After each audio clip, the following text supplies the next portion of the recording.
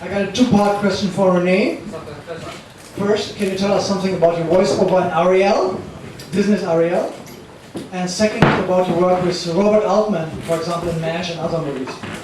I think by Ariel you're talking about The Little Mermaid. Yes. Yeah, in which, for those of you who don't know, in that animated Disney film, I play a character, the French chef, who sings a song, Les poissons, les poissons, I love les poissons. Yeah. So, you know, with animated, have you ever done animated films? I did a voiceover for Silver Sable in Spider-Man, in the series of Spider-Man. So there, you see, we actors, we do whatever we can to, yeah, and I did that, I went in, I recorded the song twice, it took a half an hour, I left, and 2.5, 3 years later, the movie came out, and I went and I saw this big fat French chef. So that was a lot of fun, and in Los Angeles I have an agent that I work with, and I do animated voices for shorter cartoons, Saturday morning cartoons we call them, and many actors that I know do that. And Robert Altman, I was very fortunate to work with him. He was really, it was the first large role I had in a film, MASH, the film MASH, which I played Dago Red, and then subsequently I worked with him in 4 more films, Brewster McCloud, McCabe and Mrs. Miller, Images, and I'm in the player sort of there, you see me. And it was a great gift to me to get to work with him, and he just passed away very recently, which is a great loss because he was a great director, and his vision and his way of making films has really influenced American film, I think, to the good, especially American television. A lot of the way television is done now is because of Robert Altman's great freedom with the camera and his respect for what actors can bring to a role. So, all right? Right. Let's go next. Got one.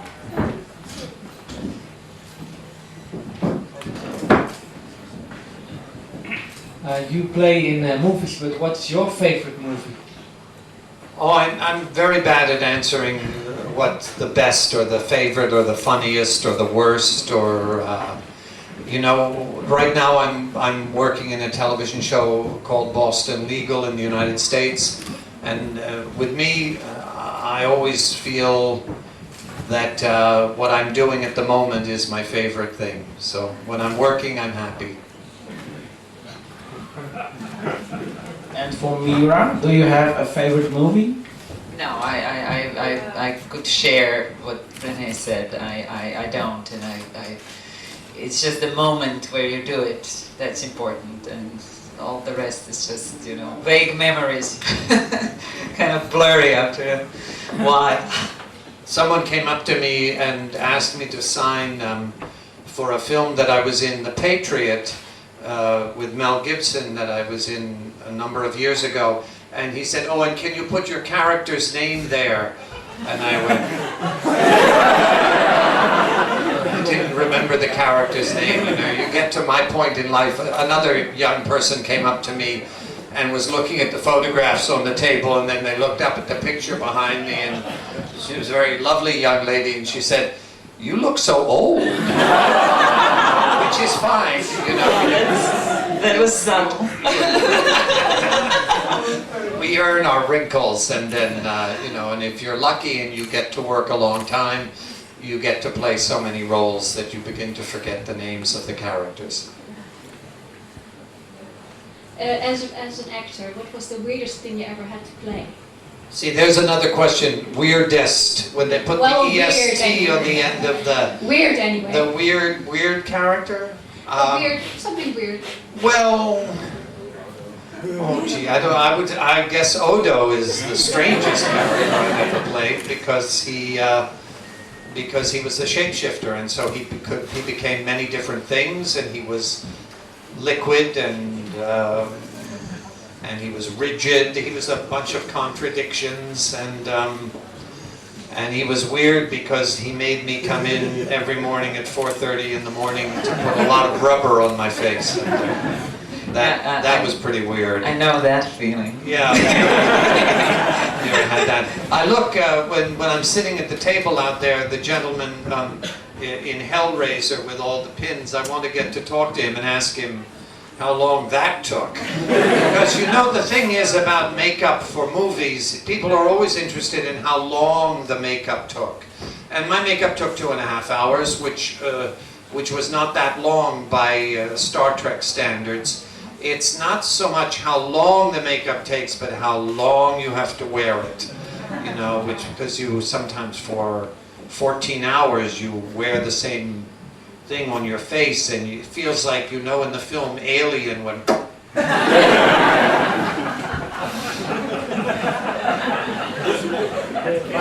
got a question for you, Mira.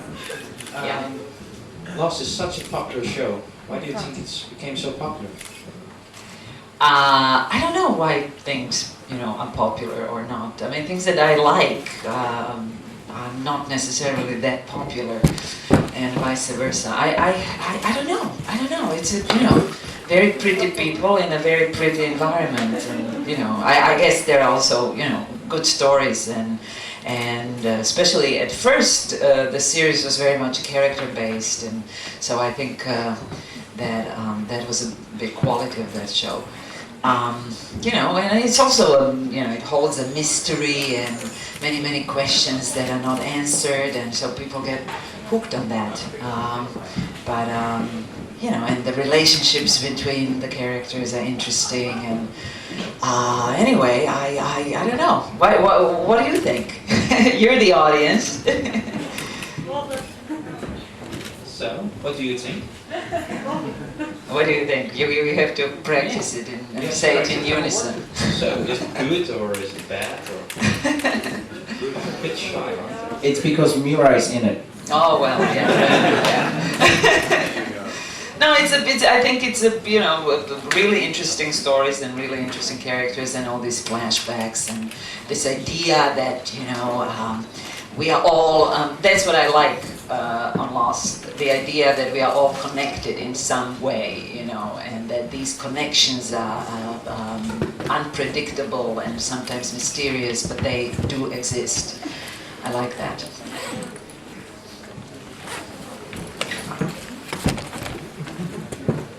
Question from Mira. Were you asked to be in a new Babylon 5 DVD movie? No, I don't know anything about it. I know only what fans tell me, because fans always know much more than I do. I know that they did something, but I'm really not familiar with it. Yeah.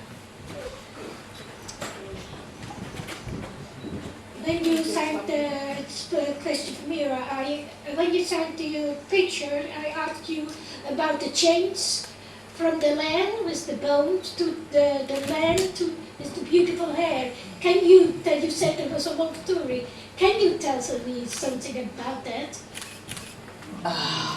Wait. It's a long What's story. the connection between the hair and the beautiful? I don't know. It's a long story. It's the story of the hair. Yes. No, what can you tell us about the hair? First you were born. Yeah, but you know, there was a whole, how did that happen? Well, there was a whole big story connected to that, you know, the transformation of that character, and she went into a cocoon. You missed that. No, I didn't. In order to become a bridge between the warring races, you know, that kind of thing. So that's how the hair appeared. Sorry, my English is not so good. I know. Neither is mine. Never mind. We connect on another level, on the level of hair. No. So anyway, the hair was kind of a part of a bigger, you know, story and more important. It's about the humor. It's from makeup or something like that. From the makeup point of view. Yes, I thought it was from the makeup point of view. That you were, you said house and I know, it's hard. It's hard. this, It was, you know, my makeup, okay, this is the answer. My makeup took exactly the same time, the same amount of time, with or without the hair. So I, you know. Okay. sorry. Were you wearing a wig or? No, it was my hair kind of a little bit, you know, done in a certain way. with additions.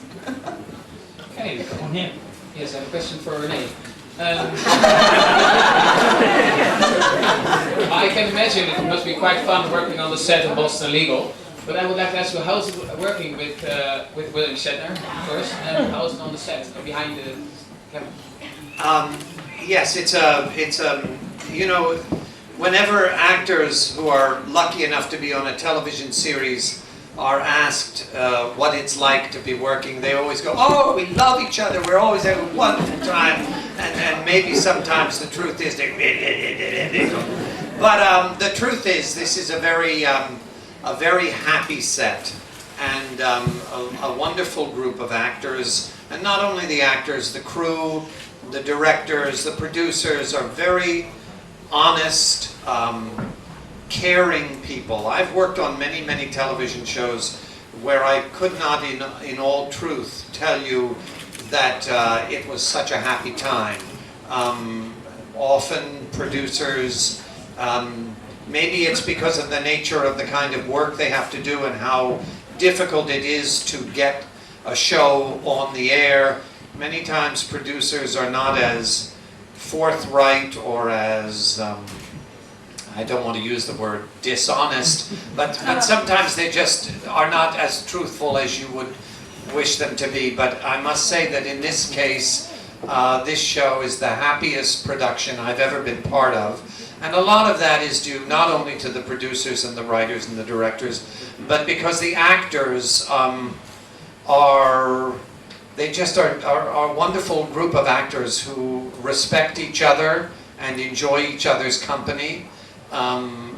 William Shatner, who you all know mostly, of course, as the iconic Captain Kirk, I had met him over the years when I would come to Star Trek conventions and sort of appearances, all having to do with Star Trek. And he was always very gracious and polite, but as can often happen in this business, you would hear stories about him that were not so complimentary. And so when I knew that I was going to get to work with him on a daily basis, long hours, I was somewhat concerned and interested to see just how it was going to be. And the truth is, this is a man who at this point in his life has been able to totally reinvent himself. Now I know that Boston Legal is not such a big hit here in this country, but in the United States it's a very big, very successful show, and the character he plays, Denny Crane, is now become in some ways as famous for the audience as Captain Kirk. And so it's a great gift to him to have been able to reinvent himself and sort of not think that when he dies, the only thing that's going to be remembered about him will be that he played this science fiction captain. And so my sense of him is that he is very grateful for that. And he's a 70-year-old man, more, 75, somebody knows, I don't know his age exactly, but he's an older man, and he's mellow, and he's relaxed, and he's grateful for where he is in his life, and he's happy to be there, and he's a very funny man in person, great sense of humor, and he's very, very funny in the show, and he has become a very good friend of mine, and we sit on the set and we talk for hours on end. And what I like most about him is that many times with celebrities of that stature, you know, they talk to you, but really what they say, well, that's enough about me, what do you think about me? So, but that is not the way Bill Shatner is. He's very interested in other people. When guests come, when visitors come to the set, and you introduce him, or they introduce themselves to him, he's very forthcoming. He's very interested in who they are and where they come from and what their story is. So I'm very lucky to have him now as a friend. Okay.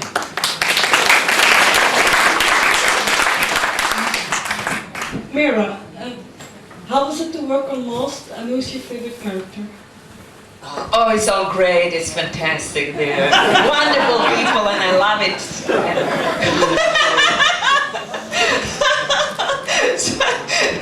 Is that enough? Sure, but who's your favorite character? They're all my friends. No, what can I tell you? Who's my favorite character on the show? Is this the question? Yeah. You know, I'm not a regular follower of Lost. I don't really, you know, I can't organize my life so that I can actually watch any TV series. So from time to time I catch it, and I think, you know, the actors are, you know, really, really good, and there are some really wonderful performances from Matthew Fox and Terry O'Quinn and Naveen. I loved working with Naveen Andrews, and that's still my favorite work on Lost, the work I did with him. And so, I mean, you know, Michael Anderson is really, really interesting and does a wonderful job with his role. So anyway, what you know, but it's bits and pieces that I see and catch, and I enjoy them. All right. That would be all. Got one here. Yeah. Hello. I was just wondering, for both of you, how do you choose which parts you are going to accept? And have you ever turned down any parts that you now wish you had taken? Or taken any parts that you now wish you hadn't?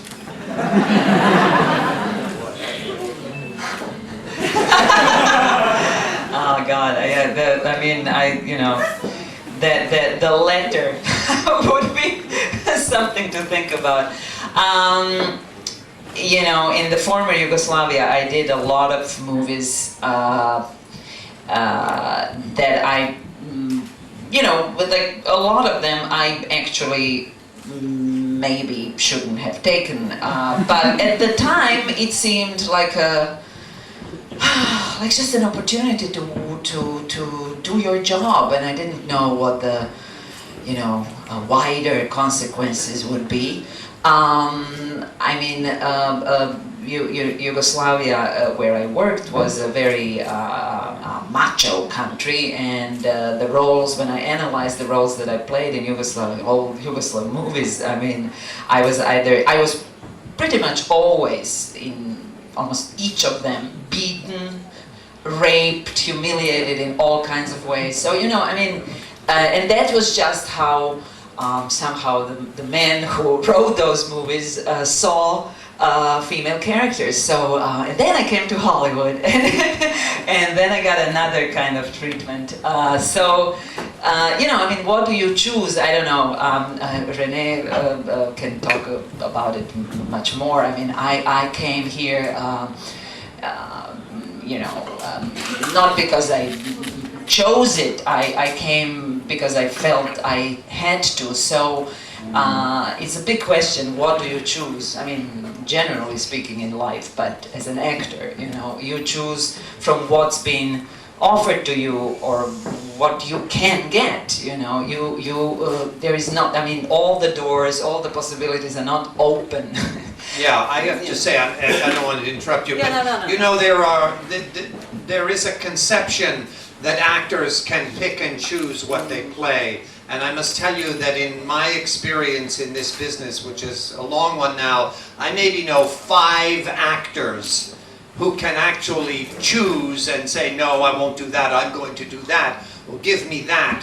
And those 5 actors change from year to year. There's, you know, I'm a married man with 2 children that now are grown, but I raised them, I educated them, I fed them, I worked the way you all go to work. I worked when the jobs came. There are times when I was in a position where I could say, no, I'm not going to do this job because I find it embarrassing or humiliating or politically something that I am against. But, you know, over my life, I've done some very silly things. I've done Police Academy 5, you know, and I have to tell you, I had as much fun doing Police Academy 5 as I had playing Edgar in King Lear in the park. It's when you do your work as an actor, you have to respect the people that you're working with, and you have to respect yourself, and you roll up your sleeves, and you do it the very best that you can. You know, in terms of turning down roles, someone this afternoon asked me about the television series of MASH and whether I was offered that role that I had played in the original movie. And I said, yes, I was offered it, but I turned it down. And there was a time of my life when I knew that if I did that role, that it was my first film, and then I would go right into the television series playing the same character. And I'm a character actor, and my life has always been about playing as many different kinds of characters as I possibly could. And so I chose not to do it. And then people will go, oh my goodness, but it ran for 11 years. You would have been so rich, you would have... And yes, that's true, but the actor who did play it, a very good actor named William Christopher, that's all he's ever done. You know, and that's okay, but that's not what I wanted for my life. But I've never turned down, I can't think of a role that I've turned down that I've regretted. Have you? Usually if I turned it down, I'm glad I turned it down. Yeah, I can think of something. I mean, you know, that seemed very important. I mean, because of wider political reasons and so on. And then after a while, you think, you know, who cares? I mean, it was actually a good role, you know, and I could have done it. And in the big picture, it didn't really matter, but at the time, it seemed so incredibly important to say no, you know. And I mean, the power of no, you know, I have to say, it's maybe the only power that an actor has, you know. And sometimes it's worth it just to exercise that power, at least for me, you know. Yeah, and both of our children, my wife's and I, are young actors now, and sometimes they've had to struggle with something and deciding not to do something, and they've been afraid that by saying no, that they're going to make an enemy, or that they're going to burn a bridge, and that they won't, they're scared of that. And I have this sort of expression that I always say to them, that in this business, our business, no is the sexiest word. You say no, and they want you more. They're never going to, when you say no to a job, they're never going to go, well, I never want to work with that person again. They go, oh, well, maybe we can get them the next time. So, anyway. It's interesting. I'll listen to that advice. All right, I think we have a question right here. This goes for both of you. To how far did you like or even watch the shows that you were on? Good question. Well, you know, I always need help from the fans, and they always, you know, generously give it to me when they ask, what did you think, you know, when you said that and that to them, and in the episode 319, and of course I have no idea what they're talking about, so I always ask them, and they always know. So, you know, I have you as my support when I'm lost. I mean, I don't feel.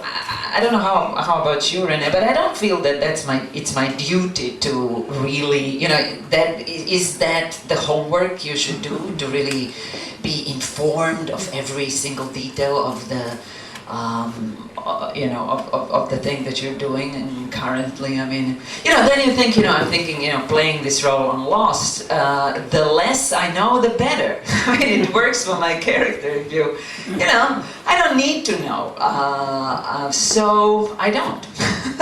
Yeah, people always want to know, well, for one thing, how much, you know, I loved Star Trek. I loved it for the fact that it allowed me as an actor to not be so concerned about creating a real character, because I think that that is often overvalued. When someone says, well, that's not realistic, I think, well, then why watch television, or why go to the theater, or why go to the movies? I mean, you can, if what you want is realism, you can get all that at home. So I like the fact that in Star Trek, we as actors were able to create a heightened reality. That doesn't mean it could be untrue. It had to be very truthful. So I admired it for that reason. And I always admired actors who had a chance to work earlier. When I would see the Star Trek movies, I would think, now that looks like fun. I would like to do that. So I was very happy when I got the job on Star Trek. And I must admit that when the show began, and it would come on Tuesday nights at 9 o'clock, I don't know when exactly, I would always make a point of going and sitting down in front of the television to watch it. And that was pretty much the way it was for the first season. But we did it for 7 years, 26 episodes a year. And the truth is that after a while, I mean, I made a point of always reading a script. When they would new story would come out, I would read it very carefully. Even if I only had one scene or one line in it, I would read the whole story so I would know where the show was going. But the truth is, many nights on a Tuesday night, I would be out with friends at dinner, and someone would walk up to me and say, "Why aren't you at home? Your show is on television." I didn't get to see. Now I have it on video cassette. I have it, like you do, and I can watch it when I watch it. I don't watch it, but that's the truth. And also, you know how you feel when you see yourself in a photograph and you go, "Oh, that's not the way I look. Oh, I don't like that." There's only so much you can learn as an actor by watching yourself. Because after a certain point it becomes kind of self-conscious, and you're picking at yourself and you're saying, "Oh look, I'm losing my hair. Oh look, I've got wrinkles. Oh look," and you're looking at things that nobody cares about. You'll be looking at a picture on the movie of 20 people, and you're in the background, and you're looking at yourself in the background, and nobody else is looking at you there. So, yes, I liked Star Trek. And I liked what it gave me as an artist, and I liked what it gave me as a personal life. Put both my children through university, so I liked it. Last question, please. It's this sir here. I was wondering for Rene why you said typical Odo voice in Deep Space Nine, because it differs from your real voice. Why my voice is different. Well, I'm a character actor, and when in The Little Mermaid I go, les poissons, les poissons. And in the show that I'm doing now, I talk more in my normal voice, but when I created the character of Odo, I felt that I needed, that his character, he was very gruff and he was very closed off, and so I created this voice that sounded like that. And it's a voice that I could not have done if I were performing it on the stage, 8 performances a week. I couldn't go out and project out to an audience without a microphone. That would have damaged my voice. But in a film, as Mira can tell you, you only work in little small increments at a time, so my voice was rested and I never had a problem with it that way. All right, I think we're done for the moment. Tomorrow the guys will be back, so come back and you can ask way more questions. Applaus for Mira, Furlan and Rene.